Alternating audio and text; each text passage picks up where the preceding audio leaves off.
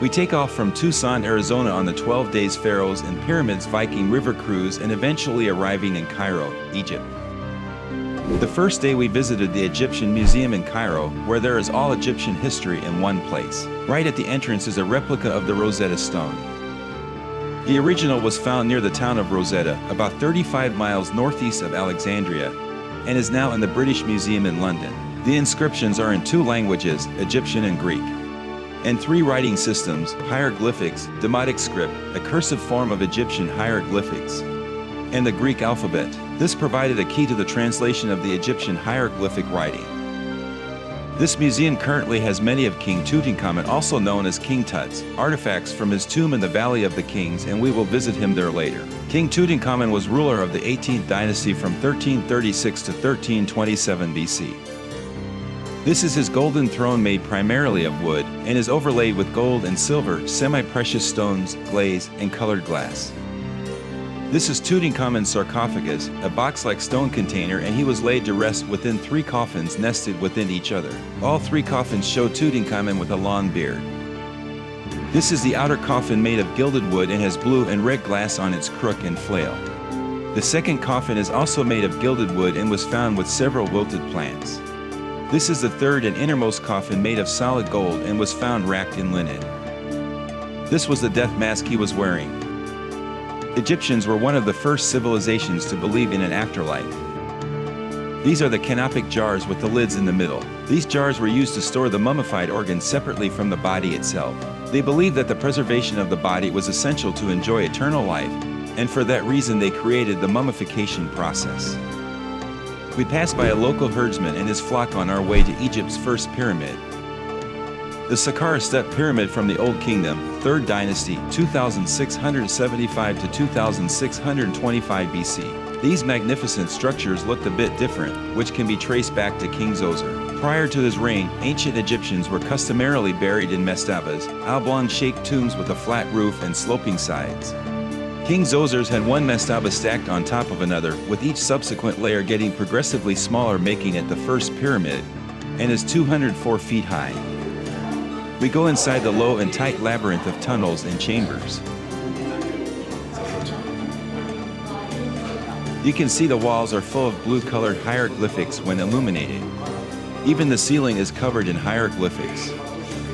Here is a close-up of the hieroglyphs of the walls, and notice that they are not carved into the stone, but relief instead. Imagine how much more is involved in carving out the surrounding stone to make the hieroglyphics stand out, and there is no margin for any mistakes. We finally reached the burial chamber of King Zoser, but it was empty. Nearby was an Egyptian rug factory, and we get a glimpse of the rugs being weaved by hand. This is a loom that is used in the making of the larger rugs. After the demonstration, we all had an opportunity to buy a rug. After Zoser, other kings built pyramids in Saqqara and elsewhere. The first 4th dynasty pharaoh, Sneferu, is given credit for building 3 of them, but his son is acknowledged for building the greatest of all. The Great Pyramid of Khufu, also called Cheops, described as one of the 7 wonders of the world by ancient Greeks, it is the only one of those wonders still standing. The Great Pyramid of Khufu consists of 2.3 million stone blocks, each weighing between 2.5 to 15 tons. This was believed to have been constructed around 2560 BC and reached a height of 455 feet at its apex. Contrary to popular belief, there is no evidence that the pyramids were built by slaves. The work was presided over by skilled craftsmen, supervising paid laborers from all over Egypt. Of course, this assumes the Egyptians built these pyramids and temples. More on that later. Here you can see Sue standing next to the blocks to get a feel for how large these blocks are and how closely they are spaced. We get a pose at the base of the pyramid. Leanne climbs up near the public entrance to the pyramid. I came down after checking it out. From this view you can see both the original entrance and the recent public entrance. The original opening is blocked off with 60-ton chevron blocks, and later down the passageway there is a huge granite plug preventing entry by this entrance. As shown on this diagram, at the bottom right is the public entrance. Depending on which passageways are open, you can climb through some tight tunnels and steep slopes to reach the Grand Gallery. Notice the tall, stepped walls that make up the Grand Gallery. Next is the antechamber right in front of the King's Chamber. The only thing in this chamber is this small, damaged coffer, and there were no bodies ever found in this pyramid. This coffer on the inside is only 2.2 feet wide and 6.5 feet long. Some suggest this was not King Khufu's tomb. Khufu's would have been elaborately adorned, fully wrapped body with many layers of linen and wearing a large, golden mask, and this would not fit in this coffer. Also, unlike any of the temples and tombs we visited, there are no hieroglyphs or artwork to commemorate such an important place if this was his tomb. Above the king's chamber are 80-ton solid granite blocks cut in a chevron shape to distribute the huge weight above. This technique to distribute massive weight was used in several places in this pyramid. The Khufu, Cheops pyramid is flanked by the smaller pyramid of Khafre. Right next to the causeway leading from Khafre's Valley Temple to the Mortuary Temple sits the first truly colossal sculpture in Egyptian history, the Great Sphinx. It is one of the most famous and most visited statues on Earth. It also happens to be one of the oldest. The Great Sphinx of Giza is the single most amazing ancient monument on the surface of the planet. This close physical resemblance, along with other evidence, indicates that this massive depiction of a recumbent lion, with the head of a king, was carved for Khafre. The Sphinx is a monolith carved from the bedrock of the plateau, which also served as a quarry for the pyramids and other monuments in the area. The Sphinx was actually buried in sand up to its shoulders until the early 1800s. The Pyramid of Menkaure is the smallest in Giza, but it has the most complex mortuary temple. What is astonishing is that they are all astronomically oriented with the 4 cardinal points within a fraction of a degree, as shown in this drawing. How is that possible nearly 5,000 years ago? The red trails illustrate the path we took around the Sphinx and pyramids.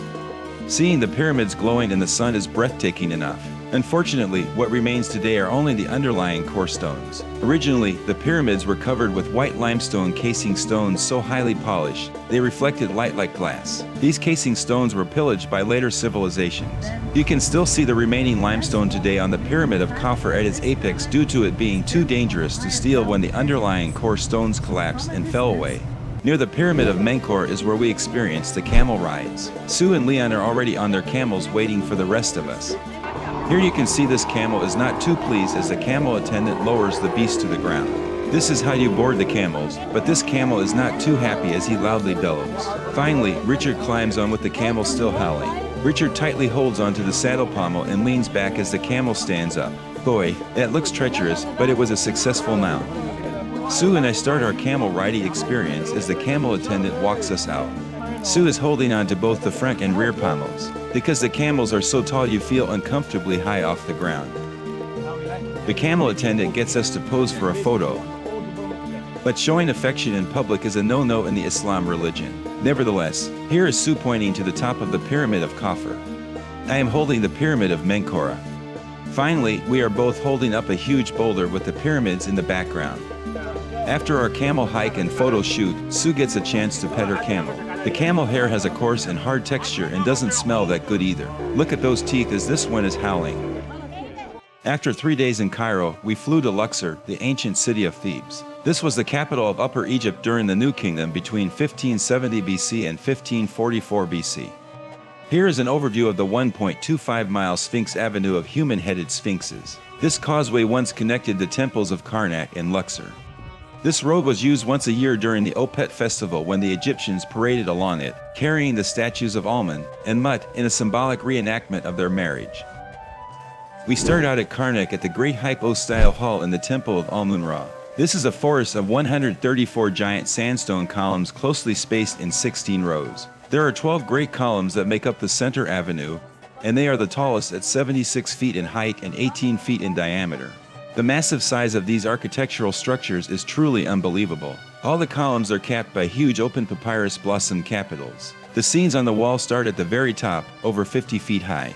This area was one of the most sacred places for the ancient Egyptians, resulted in just about every pharaoh of the 18th dynasty contributing to it.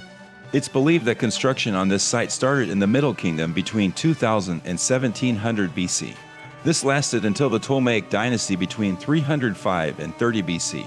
It's estimated that over 30 pharaohs contributed to the Karnak Temple complex during those years. We walked to the outside courtyard of the Amun Temple where we could see the only 3 remaining obelisks. There were 20 obelisks here and 3 were relocated and the rest are broken. The small one in the foreground was for Pharaoh Seti II and is only 11 feet tall. The obelisk on the left was for Pharaoh Thutmose from the New Kingdom of the 18th dynasty, 16th century BC.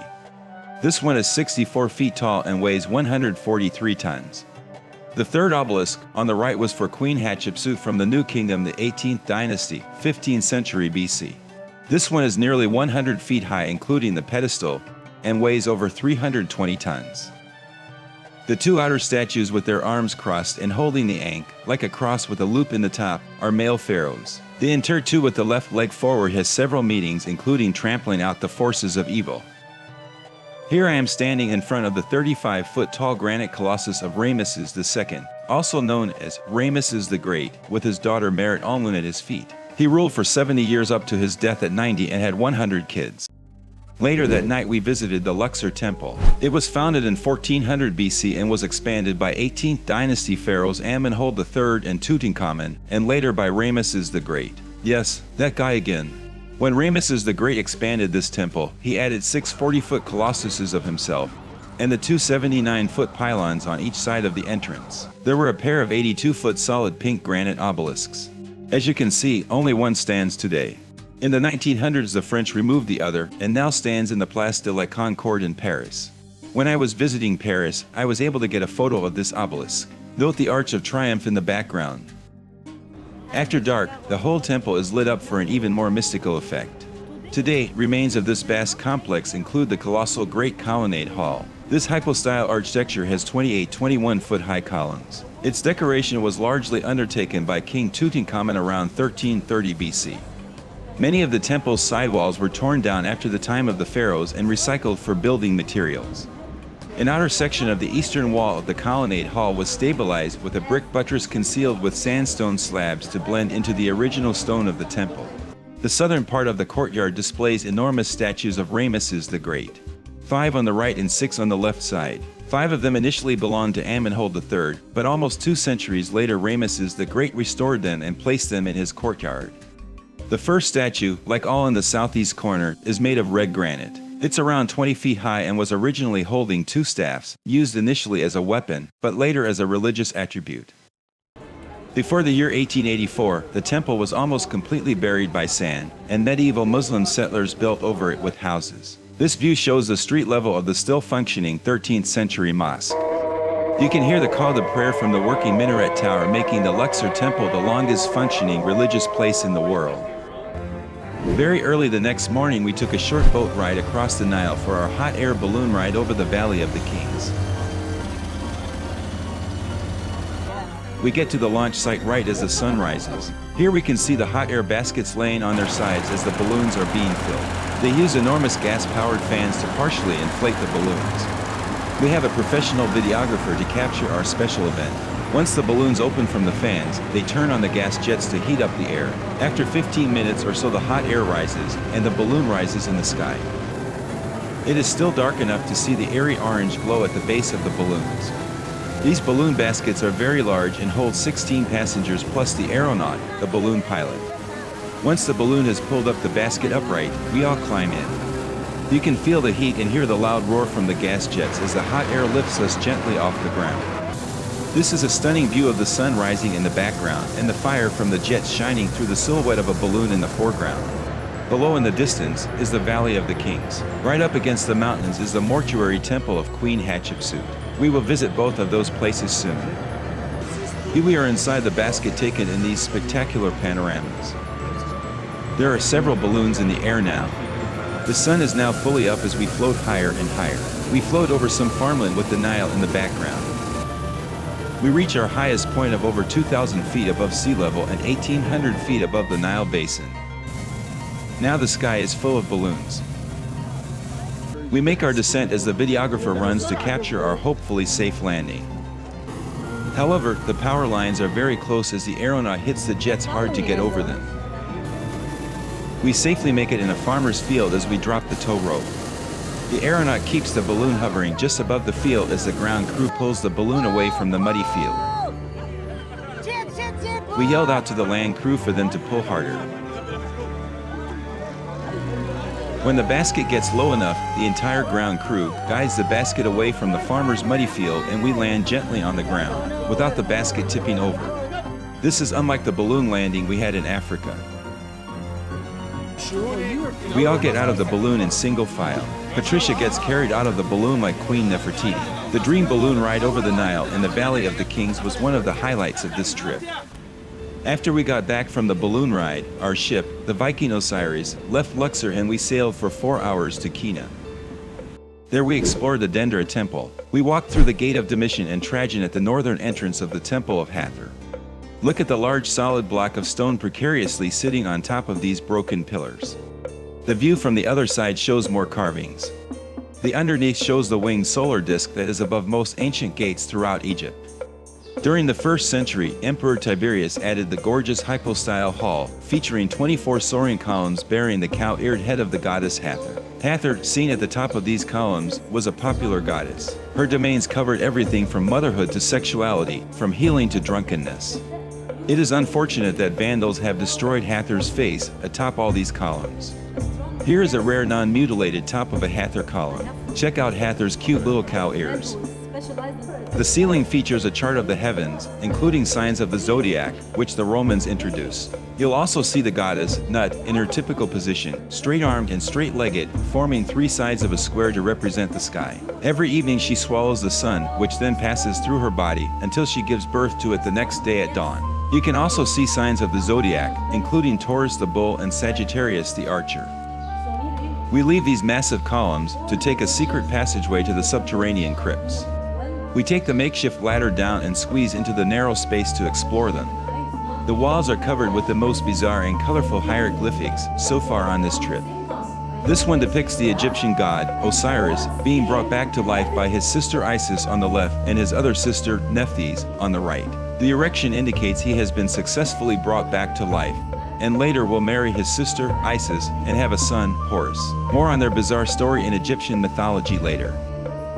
This is a well-known bas-relief that depicts Horus, the son of Osiris, in the form of a snake emerging from a lotus flower. Some claim that this illustrates an electrical light and offers evidence that the ancient Egyptians were highly advanced. We took a corridor up to the top of the temple. At the top of the structure is a small temple that was used for rituals to greet the rising sun. The porch at the entrance features a blackened ceiling bas-relief of the zodiac of Dendera. This is a representation of the zodiac in circular form. It's said to be the only complete map we have of an ancient sky. Most of the zodiac representations are the same as today, though Aquarius is shown as the Nile god Hapi.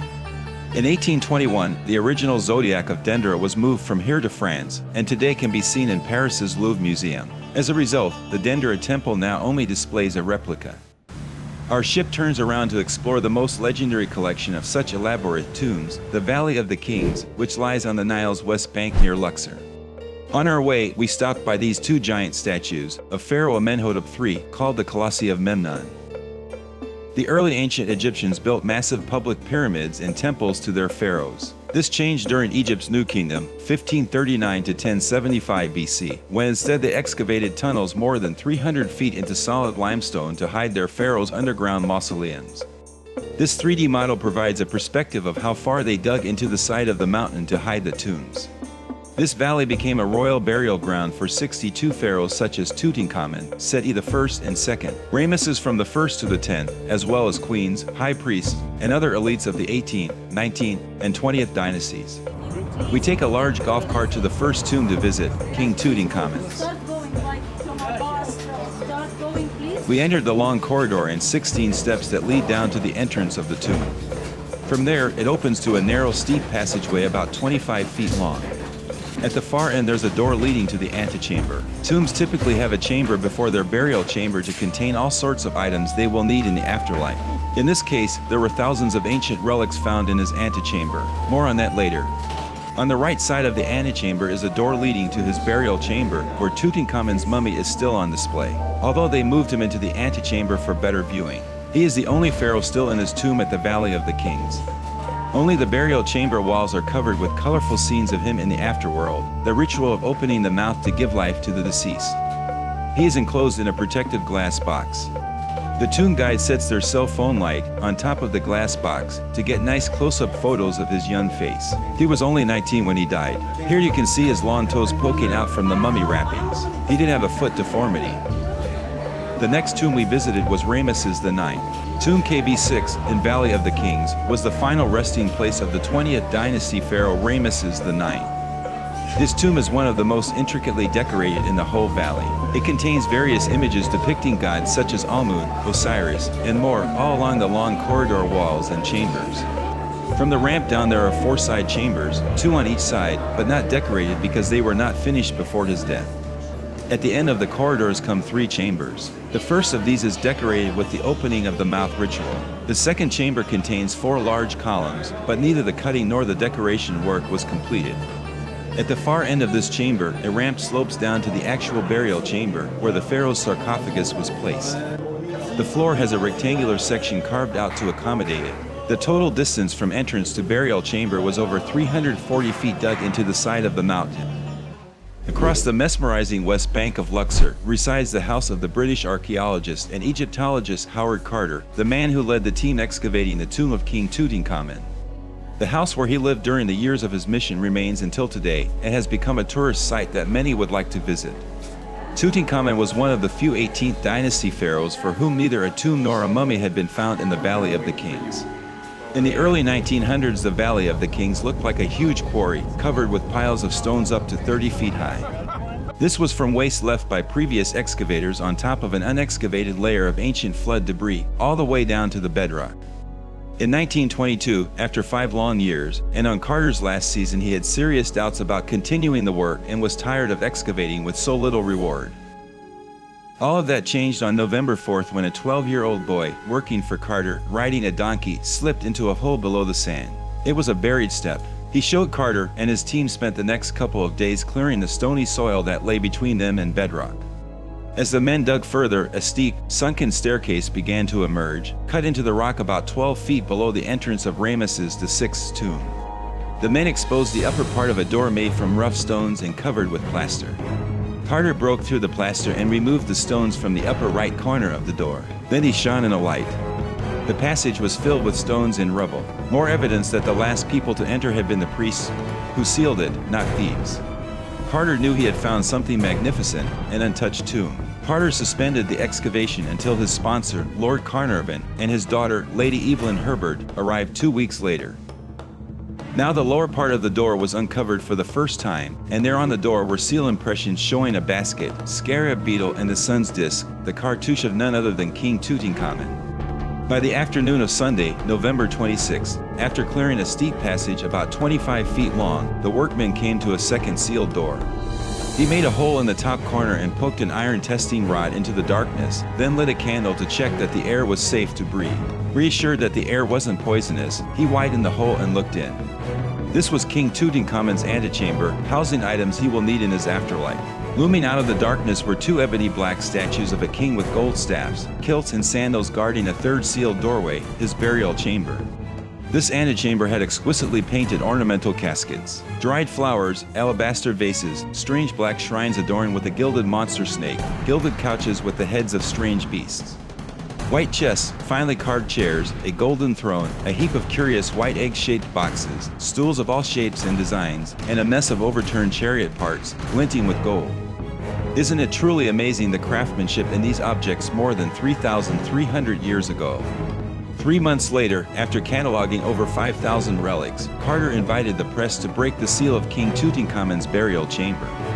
There he found the intact burial mummy of Tutankhamun enclosed in essentially 9 protective layers. Here is a 3D map of Tutankhamun's tomb showing the stairs, corridor, the 3 sealed entrances, the antechamber and annex, the burial chamber, and the treasury. This is what we had just visited. This was one of the most incredible archaeological finds in history and launched an international media hysteria. However, with Carter's pet canary being eaten by a king cobra in its cage, the symbol of the pharaohs, followed immediately by the mysterious sudden death of Lord Carnarvon, started rumors about a tomb curse. This was amplified when 7 members of Carter's expedition died shortly after the opening of the tomb. Several books and movies capitalized on this curse, but has been written off as just a coincidence. Or is it? Because we visited King Tutankhamun on the 100th anniversary of its discovery, they allowed us to take photos that were normally forbidden. This aerial view only shows the major 9 tombs out of the 62 that have been found in the Valley of the Kings. Notice how close the tombs are to each other. Now we are going back to visit the Valley of the Queens, which is just over the cliffs from the Valley of the Kings. The mortuary temple of Queen Hatshepsut is arguably the most famous, as well as the most beautiful, and visually striking among all of Egypt's mortuary temples. This masterpiece was designed in 1520 BC by her architect, Sammut. He utilized the landscape of the cliffs to augment the scale of the temple. Here are statues of Queen Hatshepsut, who was the first woman to rule Egypt with the full authority of a male. Hatshepsut, a woman remembered as the greatest of Egypt's female pharaohs, but dressed as a king, even wearing a false beard. Her tomb is actually in the Valley of the Kings, and not the Queen's. The temple, dedicated to the sun god Amun, consists of 3 levels, each of which has a colonnade at its far end. On the uppermost level, an open courtyard lies just beyond the portico. Next, we visit the tomb of Queen Nefertari, who was the first of the 8 royal wives of King Ramesses the Great. Nefertari is considered a great Egyptian queen, just like Cleopatra, Nefertiti, and Hatshepsut, as she had a great impact on the ancient civilization of Egypt. Her full name, Nefertari Meretmut, means most beautiful, beloved of the goddess Mut. The tomb of Queen Nefertari, QV66, is one of the largest in the Valley of the Queens. It is 5,600 square feet and it is covered with colorful frescoes of Queen Nefertari. The stories these paintings tell about Queen Nefertari's journey into the underworld sheds light on ancient Egyptian beliefs about death and the afterlife. The woman over the door and on both sides with the wings is Maat, the goddess of justice. On this column is Isis offering the Ankh, the symbol of life, to Nefertari. Here are the protectors of the gates to the afterlife. On this wall is Nefertari and Thoth, the god of writing and wisdom. This is Nefertari making an offering of 2 new vases to Isis. On this column is a young Nefertari with tattoos and Hathor. We cast off from Luxor and arrived at Esna 5 hours later. The next morning, we visited the Temple of Esna. As you can see, it is 30 feet below the river level due to thousands of years of sediment deposits. Temple of Esna was dedicated to the ram-headed god Khnum, the god of creation. Construction started during King Thutmose III, during the 18th dynasty during the Ptolemaic periods and Roman period between 40 and 250 AD. Like we have seen in several temples, this temple has a hypostyle hall with 24 pillars, 46 feet tall, supporting the roof. The capitals are decorated with colorful lotus and palm fronds. The ceiling is covered with Upper Egyptian vulture goddess Nekbet and Lower Egyptian serpent goddess Wajet, both with wings outstretched. The walls are covered with 4 rows of reliefs, showing Ptolemaic and Roman emperors dressed in pharaoh costumes, offering sacrifices to the god Khnum. We leave Esna to go to Aswan. In the first half of the 20th century, officials in the Nile Delta region decided to confront the fact that, each year, the Nile River flooded its banks.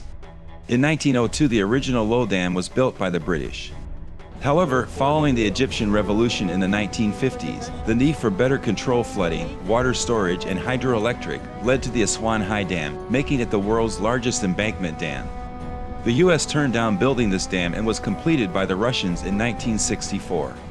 This is the Russian Friendship Monument inspired by the 5 petals of a lotus flower, the key to Khrushchev calling the High Dam the 8th wonder of the world. Lake Nasser was created by this dam and is the world's largest artificial body of water. From the dam we go to a small airport to fly to Abu Simbel. At the bidding of Egyptian pharaoh Ramesses the Great, the 2 massive rock temples of Abu Simbel were carved out of a mountainside in 1264 BC and took 20 years to complete. This complex, one of 6 rock temples commissioned by Ramesses the Great, was erected as a lasting monument to himself and Queen Nefertari. Eventually, the temples fell into abandonment and became buried under sand and forgotten until 1813. However, the new Aswan High Dam would cause Lake Nasser to completely submerge these temples as shown in this illustration. Between 1964 and 1968, the entire site was carefully cut into large blocks, up to 30 tons, dismantled, lifted, and reassembled in a new location 213 feet higher and 655 feet back from the lake, in one of the greatest challenges of archaeological engineering and history. Abu Simbel is a historic site comprising 2 massive rock-cut temples, the Great Temple of Ramesses the Great, and the smaller Temple of Hathor and Nefertari. The entrance to the large temple of Abu Simbel is flanked by a carving of Ramesses the Great, worshipping the falcon-headed god, Ra. On each side of the entrance are 4 seated colossal figures, each towering 65 feet tall. Each of these large figures is a depiction of Ramesses the Great, seated on his throne, wearing his double crown. Around his knees there are small carvings of some of his wives and children. As we go inside, the interior begins with an atrium consisting of 8 33-foot tall pillars of Ramesses the Great. One of these pillars, Ramesses, is depicted in disguise as the god Osiris. Hieroglyphs and images in this atrium depict in grand detail the king's victory at the Battle of Kaish. Beyond the first atrium, a second atrium opens with 4 pillars decorated with images showing Ramesses the Great embracing various gods. Beyond the second atrium is the inner sanctuary where statues of Ra, the deified King Ramesses, Amun, and Ptah are all seated. The Great Temple was aligned by the ancient Egyptians, so the sunlight would focus 180 feet into the inner sanctuary on February 22nd and October 22nd. On these days, sunlight would illuminate these statues along the back wall, except Ptah, the god of the underworld. He remains in darkness all year round. The small temple, built for Queen Nefertari, marks the second time a ruler dedicated a temple to his wife. The first was built by Akhenaten for Nefertiti. It was also the first time that the statue of the wife, Nefertari in this case, was carved the same size as the image of the pharaoh himself, which is significant in revealing how Ramesses the Great felt about his beloved queen. Usually, the wife's statues never measured higher than the pharaoh's knees, but Nefertari's statues were a full 32 feet high. We enter the temple into a hypostyle hall with 6 pillars placed in 2 rows. The goddess Hathor is carved into the top of these pillars. Behind the pillars are illuminated wall scenes telling the story of the King Ramesses the Great and his wife Queen Nefertari. The hypostyle hall is followed by a vestibule, access to which is given by 3 large doors. Images on these walls show Nefertari accompanying Ramesses in the performance of religious rituals, worshipping, and making sacrifices to the goddesses Hathor and Mut. Lastly, there is the sanctuary. It is hard to make out, but it looks like Hathor as a divine cow coming out of the mountain. Hathor is depicted as the mistress of this temple, and it is dedicated to her and to Queen Nefertari. We exit the small temple of Nefertari into the bright sunlight, and the water is just a few hundred feet away. The next day we took a boat ride to a Nubian village. On our way we passed the famous old cataract hotel that Agatha Christie lived and wrote Death on the Nile. Our boat maneuvers around the sharp bend in the river as we pass a guy in a rowboat.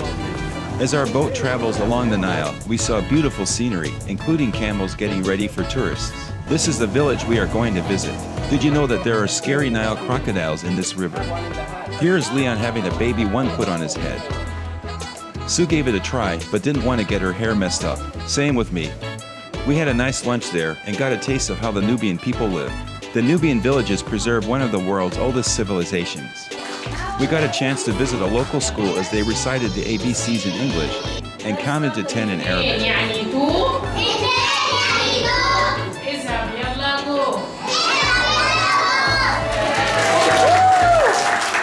Next, we visit the Gilkia Island, located in the old Aswan Dam reservoir along the Nile. It is home to such ancient wonders as the Roman Gate of Diocletian and the Temple of Augustus.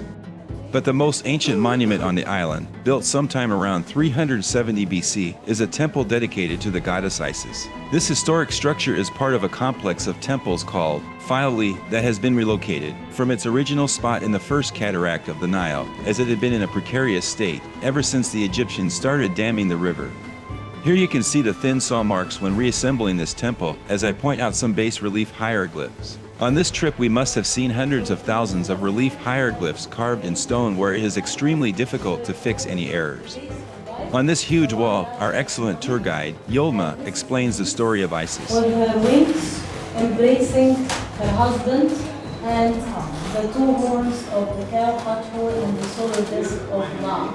Next, we visited the Papyrus Institute where they demonstrated how papyrus is made.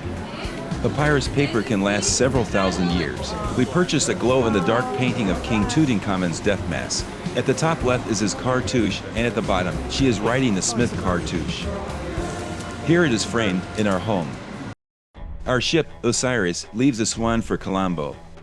We visited the Temple of Colombo, constructed during the Ptolemaic dynasty, 180 to 47 BC. This temple is dedicated to 2 gods, Sobek, his wife Hathor, and Horus, his wife Tasnetnafret. Because of that, this building has 2 entrances, one for each god. Notice the winged solar disk above both gates. In Egypt, nearly all gates have this above them.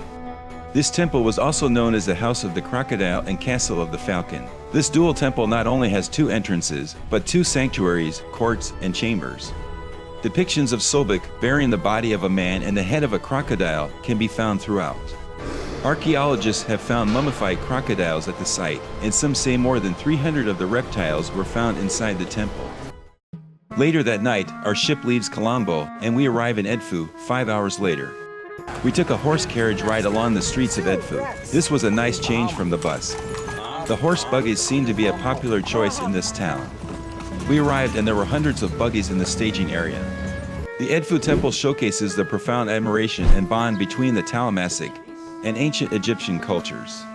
The construction of the temple began by Pharaoh Ptolemy III in 237 BC and fully completed in the reign of Pharaoh Ptolemy VII in 57 BC, 180 years later. We entered the Hypostyle hall with 12 massive, 118-foot tall columns. Next, we walked into the inner sanctuary where on display is the sacred barge of Horus. The inscriptions on the temple's walls provide important information on language, myth, and religion during the Hellenistic period in Egypt.